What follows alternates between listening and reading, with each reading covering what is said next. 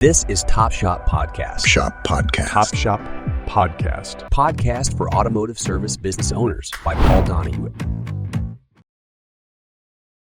Hey, Top Shop Podcast listeners. We have another great owner with 17 years in the business. He started from scratch. So Joe Goacher, and he's Alliance Auto Care in Loveland, Colorado. So I lived in Dillon for 10 years before I moved here. So to Utah. Oh, okay. Yeah. So I don't know if you know, go up the mountains very often, but so anyway, I know your turf really well. So yeah, lived there for 10 years. 17 years, you're what we call a 4%er. Do you know what that means? I can factor a guess, but I'm guessing it's the 4% that make it at the end of the day. 10 years, yeah. So how many 17? I don't know. I don't. Guy can't get stats on that. So put it this way: you've hung in there, So Yeah. it's a competitive industry. Anybody that stays around for 10 years, 5 years, 80% fail in 5 years. So, but as a general rule, to be a guest on Top Shop Podcast, I'm looking for owners like you that are over 10 years because we want to get that experience, recorded for posterity. So years from now, some shop owner might listen to something you say and it clicks, So let's start from the beginning. How'd you get here? How'd you get started in the auto repair? Oh, man. It's always been a passion of mine. Back in 2009, I was stepping out of the land development industry, and I've always had a passion for automotive side of things. So I brought that knowledge of management and the passion for automotive and started in a small 2-bay shop across town and morphed into what we are today, which is, a large facility, actually a multi-facility shop is where we're at now. Wow. Okay. So you have more than one location? I do. Yeah. Okay. How many locations? 2. Okay. 2 locations. How many doors altogether? Ooh, doors versus space. That's an interesting question. Yeah. We have 2 buildings. We're living. Bays is auto repair. Yeah. Yeah. Main shop we call it the Metallica shop. We've got Metallica 6 shop. lifts. Yeah. 6 lifts, 7 bays, 5,000 square foot. Wow. The Mozart shop is 6,000 square foot, 2 doors, open floor plan. And it's more of our specialty fab shop as well. Okay. There's a lot to our business that we can get into. Okay. Yeah. Awesome. So, so you've obviously grown it from nothing into what it is today. So, tell me about a really difficult time when you were getting started and how'd you overcome it? What was one cash flow of all the, there's more than one when you're getting a business started. So, right. But what's one that really sticks out with you? Something that, that was difficult and you made it through. How'd you do it? Cash flow has always been a challenge. And when I first opened up my first building, I didn't rent, I bought it, but I did an owner carry on the building. And it was an extremely aggressive payout structure. So it was a challenge to have the entire property paid off within 5 years while working customers while trying to go the business. So that first 5 years was the hardest hustle that I've ever had to overcome, going from entirely self-funded, no banks were involved, and trying to start with 1 customer, go to 2 customers, to go to 4 customers, to go to 10, and figure out how you can stretch your 8 to 10 hour day as far as possible. How many vehicles can you fit within that time frame? And the time at the bootstrap, because you don't have anybody else, it's just yourself. So I am the epitome of, you start with your toolbox and your shop and your wrenches and your reputation and go to town. Wow. So that's a lot. Yeah. So let's talk about finances. I mean, no business, let alone shop, doesn't matter what kind of business it is going to make it without solid financial planning. So, correct. So that it's amazing that a lot of shop owners that do that aggressive payoff, they do it for a reason, because if you can't make it, they get it back. So, right. So you knew what you were getting into, and you made it through it. So, congratulations to you. So, how long have you had the second shop open? We started second shop just a few years ago. Okay. We're a little bit more of a specialty facility. So if you go online, you look at our website, it focuses more on the higher end types of vehicles. Right. Alliance Auto Care is our parent brand. We've morphed into a couple of sub brands also. So we also run Nothing But G's, which is our sub brand, also our YouTube channel as well. So we're, make no mistake about it, a very specialized facility. And that was from day one. I made that that distinct discrimination or determination, however you want to put it, that, if you're going to be working on vehicles for 8, 10, 12 hours a day, I'd rather work on a Porsche than a Pontiac. Smart. So the ARO is like 1,500 compared to 400. So yeah. Well, yeah, AR is very important. So yeah, I mean, we started with that mindset and we carried through, and we were known as the Euro shop in Loveland, Colorado for many, many years, and we still are. Okay. We've gotten to the point now where we have been really focusing hard and heavy on not only Euros, but your Mercedes G-Wagons, your Land Rover Defenders, your Grenadiers, etc. And right now, I would dare say we're probably the number one Mercedes G-Wagon shop in the United States. So that is where we're at right now. Okay. So big difference. Yes. Yeah. Big difference. So how'd you get into G-Wagon? So, I mean, that's the... it's interesting. It's one of those things I've heard it all my life is specialize or die. And you can be a general practitioner all your life and work on every make and model under the sun, and you're going to live and die doing oil changes and timing belts. And there comes a point in your life when you realize that's not going to get you out of bed anymore. And it doesn't excite you.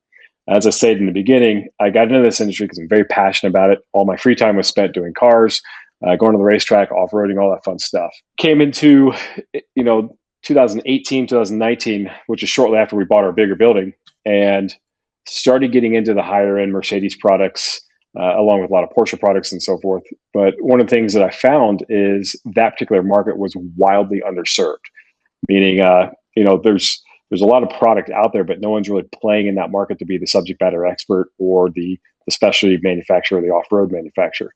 So, I mean, pull a page out of other manufacturers' playbook and then use Porsche, for example. You've got Singer, you've got Roof, you've got a lot of other specialty players like, Emotion out in California. And those guys, they focus on one make and model, and they go gangbusters on it, and they've got people lining up around the block. So we use that same methodology and transformed our business to really hone in and focus on a make and model that we're passionate about.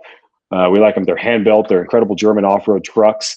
And, the people that own these trucks also are financially well off. And we quickly found ourselves that we're not having these, $1,000 and $2,000 conversations. We're having, $20,000 and $30,000 conversations. Right. And we're not having the conversations of, I need to get Timmy to soccer practice by, 3:00 on Tuesday. It's, hey, if we ship it out to you, can we get it back by, Labor Day type of thing. Mm-hmm. So it was like, absolutely. So we quickly decided to transform that side of the house to, let's make it more boutique. Let's take the no out of the equation and let's cater to this crowd that's wildly underserved and be that subject matter expert. That's why you see a lot of our online content through our other channel, Nothing But G's. And that's how people reach us. Every single day we have transport showing up and dropping stuff off. So that's one side of the house. The other side, which is the Alliance Auto Care side, which I'm wearing today, is our high-end luxury side. So you're going to, at any given point, walk downstairs and you're going to see, I think right now we've got an H1, we've got a Lamborghini LM002, we've got Bentleys, we've got a couple Audis, a Porsches, we've got some G-Wagons down there too. And, this is known as our wet shop, our Metallica shop, where there's a lot of noise, a lot of commotion, stuff is in and out. It moves on a pretty fast pace, things that we can get in and out within, 20 man hours type of thing that rolls to this building. Our other building, we call it Mozart because it's a little bit more methodical. And those are where a lot of our 6-figure plus builds go, just because it's an entirely different mindset. It's a different team, and it's a different feel when you walk in and you can tell they're very key focused and dialed in on their craft and process. Right. Okay. But it's taken a long time to get here. I'll tell you that. And with that, doesn't come easy. No, and we are still entirely self-funded. We own both of our properties, and we're also a dealership as well. And everything we use cash for it. Yeah. I see you got some dealer inventory on your website. Yeah, that's awesome. Yeah. So let's talk about culture. How many techs do you have altogether, both shops? We are 11 strong right now. 11. So yeah, if you would have back in the 70s and 80s, when I was growing up, and you could go to Zayre's, if you know what one of those are, and pick up a side marker bulb for a quarter and replace it with a Phillips head. Yeah. So right. If you would have went to a shop owner back there and said, hey, I'd like to talk to you about culture. I don't eat yogurt, so Oh, but right. it's a big thing today. It's important. I mean, you're really not going to keep there's a lot of piracy going on. Hey man, I hear you're a good tech. I'll pay you $5 an hour or more. So a lot of poaching going on in the industry. So shops that have good culture, uh, it's it doesn't happen on its own.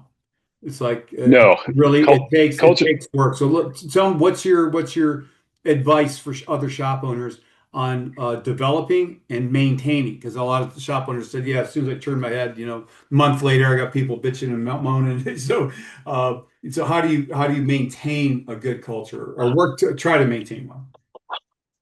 It's interesting. So it starts with a hire. My Okay. rule of thumb is if you're going through an interview and you've got red flags, or this is a person that you just genuinely don't want to be around, don't hire them. I don't care how good the resume looks. I don't care what they say. Don't hire them. Period. End of story. Hire a C-Tech, hire a B-Tech that you genuinely want to be around and talk with. You're going to get further with that technician than you will an A-Tech that's someone you just don't want to be around. So that's first and foremost. The other part of the equation is we tend to hire people who share similar passions and similar hobbies. Everyone here is they're a gearhead, they off-road, they either own drift cars or some form of motorsports. Even I've got a lot of motocross guys here too, so it's kind of strange. Really? Oh, But everyone here has hobbies that they play pretty good at on the weekends that is pretty active and involved in motorsports. And that tends to play in well.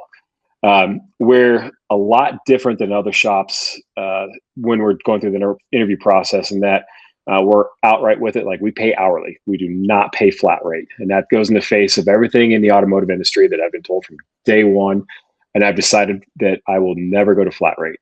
I hate that mindset, and I think it does not offer a conducive work-life balance, and it adds an undue stress. We pay everyone hourly. We give them all full benefits, and they all get medical paid for, period, end of story. okay. It is not as competitive as some of the other flat rate shops, but we're consistent. You know exactly what your paychecks are. All we ask is you work a solid 4 10s. We're 4 days a week, also 3-day weekends, and you give us your all and play hard on the weekends. That's it. So we do throw perks in. A lot of my guys, they do ride together on the weekends, or they off road together. But it's one of those things where, if you're an avid, saxophonist, but you're here on doing this during the day, it may not work well with the culture, because you just may not fit in with everyone's hobbies and talents. But everyone has a different skill set to bring to the table. But we find that people that are passionate about the industry work very well, because the line of work that we're doing, we're working directly with other enthusiasts. Again, our shop, we've morphed from a need type of shop where people need our services to we're working with people that want our services. Because they want our services, they no longer have to justify cost or time frame. They just have to come up with how extreme they want to get. Okay. Awesome. What trends? What are the major trends that you've seen in the last 5 years that's going to be really that's reshaping the automotive repair industry? Technology is moving faster in the last 5 years than it has in the previous 5 years. I've noticed that. 5 years ago, it took 5 years to get X. Now it only takes 2.5 years to get to X.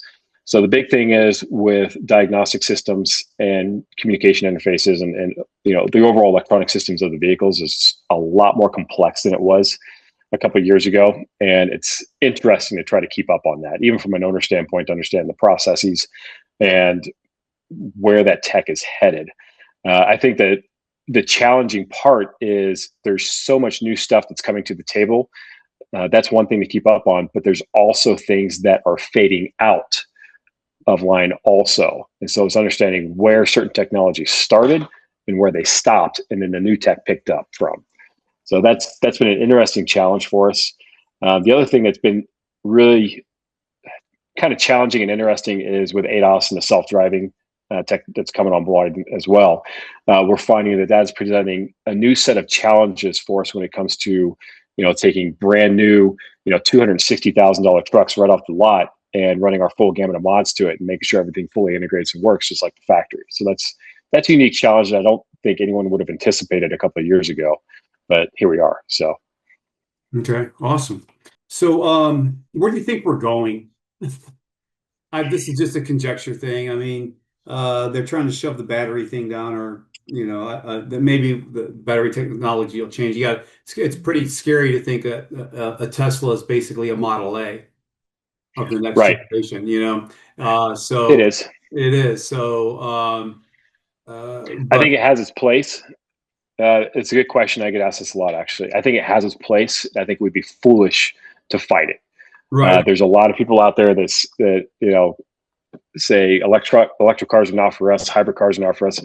They're here. Get used to it. It's not going anywhere, and it makes modern day motoring and driving so much more enjoyable and safe. Period. End story.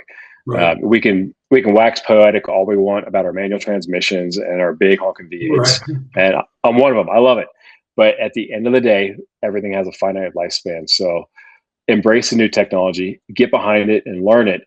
And rather than find it, be a pioneer in whatever it's going for in the future, so you can get in front of it and be the leader on it. Yeah, Joe, I'm personally hoping that we figure out how to move hydrogen around. We already got all the internal combustion cars. If we can figure out Right. how to move hydrogen and store it, and we got drinkable water comes out of the exhaust pipe. So, but Yeah. yeah. Any have you been Preaching to the watching it choir. at all? I, Yeah, we've danced around that. There's some other groups that we're involved with in the off-road community that play around with that. That's an interesting question that comes up, but it goes back to the same issue as the infrastructure to support it is not there. right, And that's one of those things where it's going to take a massive undertaking from a national or government level to fund that sort of infrastructure implementation. right, And that's the biggest thing. The tech, as far as transporting hydrogen from point A to point B, also isn't quite there. right. We have to make it and keep it in individual locations. That's a challenge. Once that gets overcome, I think the gate's wide open. Yeah, because then we can utilize the service station infrastructure. Right. So you're not putting in fuel, you're putting in a gas. So, but same thing, it's like not a liquid gas. So anyway, so yeah, a lot of people think, the hybrids are gonna, continue to move forward and, so, tell me about, customer relations. I mean, what do you guys do that's over and above the common answers I normally get to keep a good customer base? A lot of it's I almost I'm going to stop asking that question because man, it's a lot of just common sense, man. It's just doing the right thing, you know? That's just it. Know that you have to own that you're going to mess up. You're not going to get it right. And you also know that you're going to get a lot of it right. Going back to when we were an all makes and model shop prior to, let's call it 2018. Okay. We were an all makes and model shop focusing on European, but we still service a lot of different makes.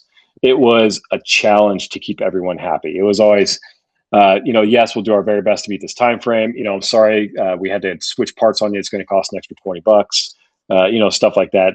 It's always, we do our best, but at the end of the day, we're all human and people make mistakes. Mhm. But with that communication, whether good news or bad news, sometimes you got to pick up the phone and say, "Hey, I'm sorry, it's not going to get done today. It's going to be tomorrow. We'll call you as soon as it's ready." Period. End Awesome. story. On the flip side, here we are dealing with a much different clientele. Our reputation is online and it's out in the open, so we're entirely exposed. So we have to do a really, really good job of upholding that.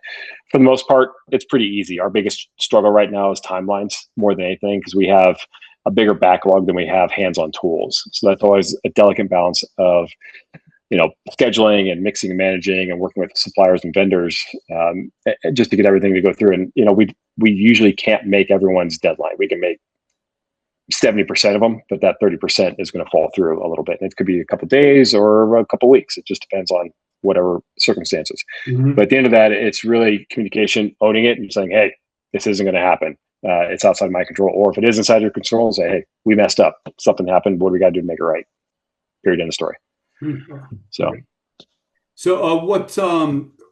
What role do you believe that training and ongoing education is going to play in the long-term success of today's shops?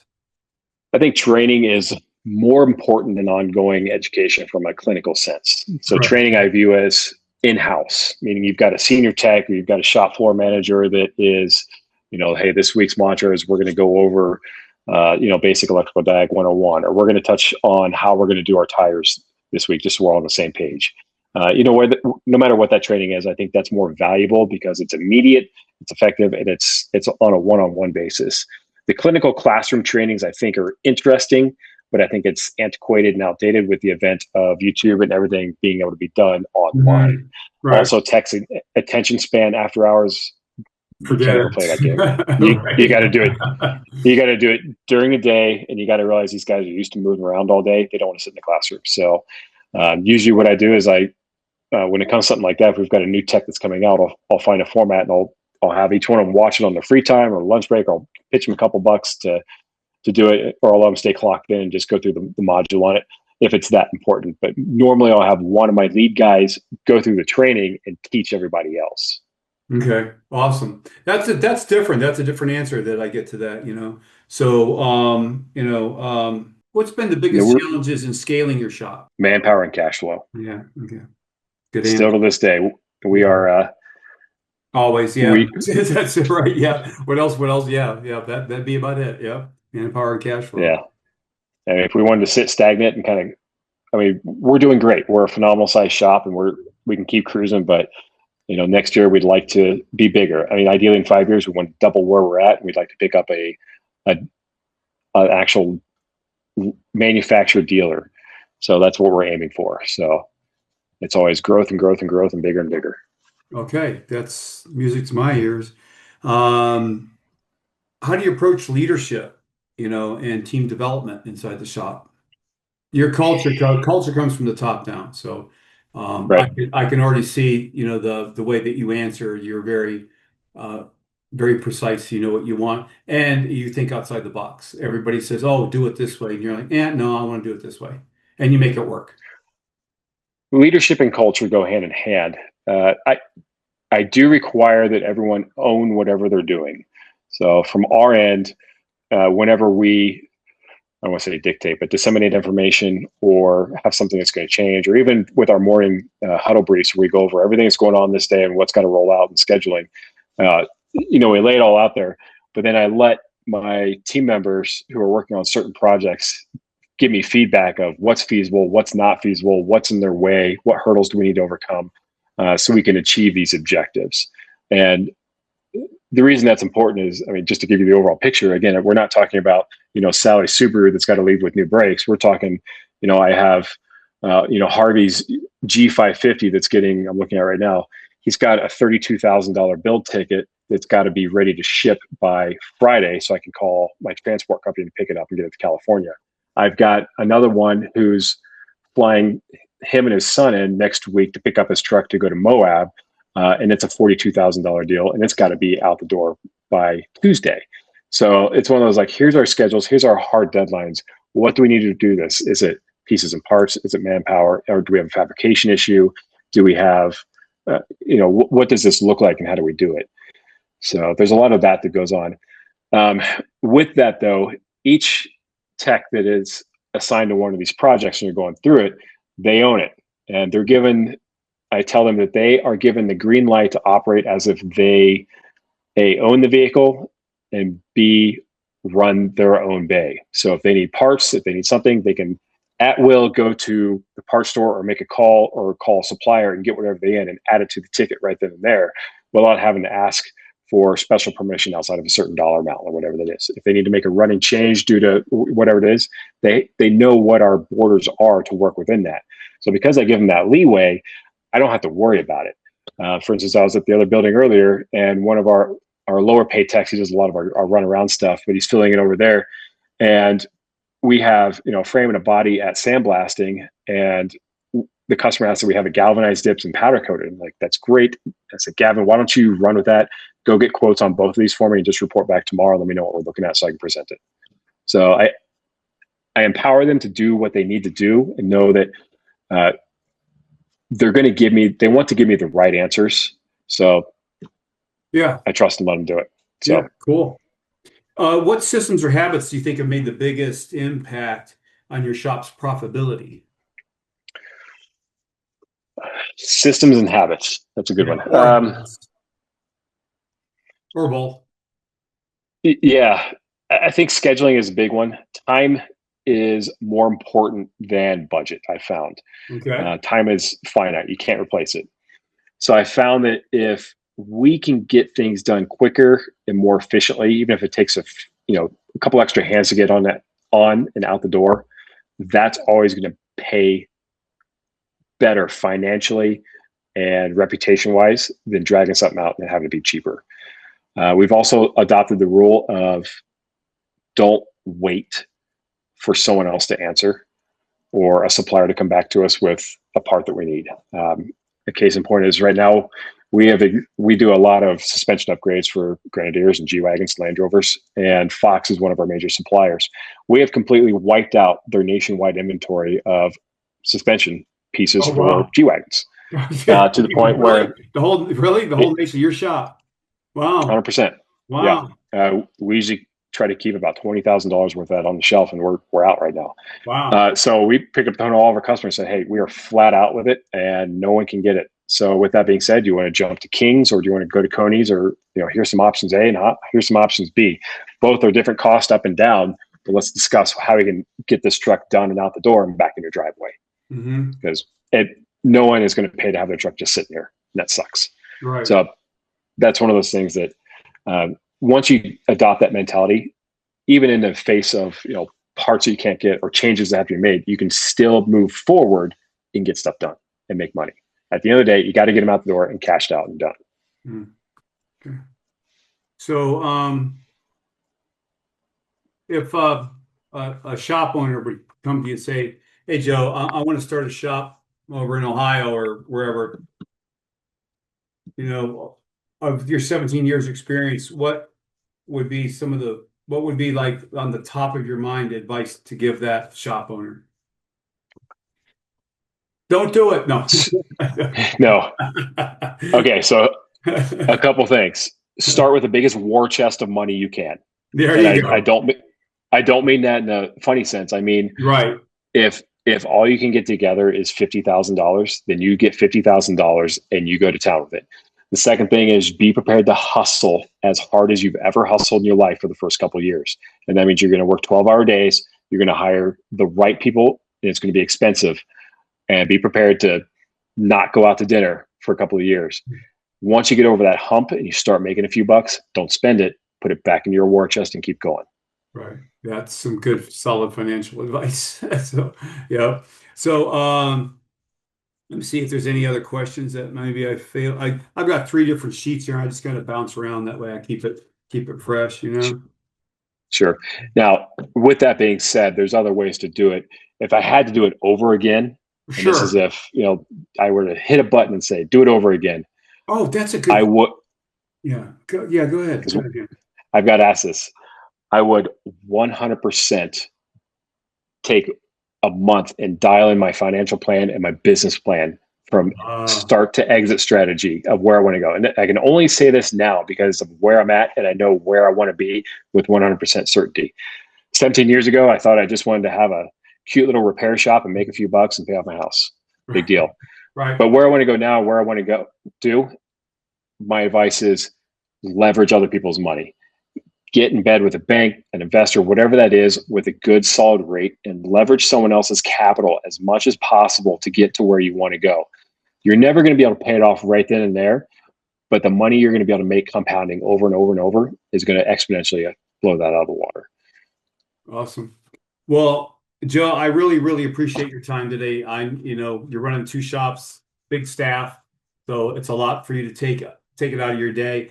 You're an ASA member. Is that correct? I am. Yeah, correct. So, as we are. So we really appreciate you taking your time. Repair shop owners, if you don't know what the ASA is, it's one of the oldest, most established automotive repair, both collision and repair in the industry. And it's based, I believe, there in Colorado. Is it not? Yeah. It is. Yep. Yeah. So anyway, so thanks for your time today. We really appreciate it. And we'll look forward to seeing you in the future. Sounds good. Thank you. For additional automotive resources and exclusive content, follow us on Spotify and subscribe to our YouTube channel to catch all our episodes. Thanks again for joining us in the driver's seat, and we'll see you next time for another thrilling episode of Top Shop.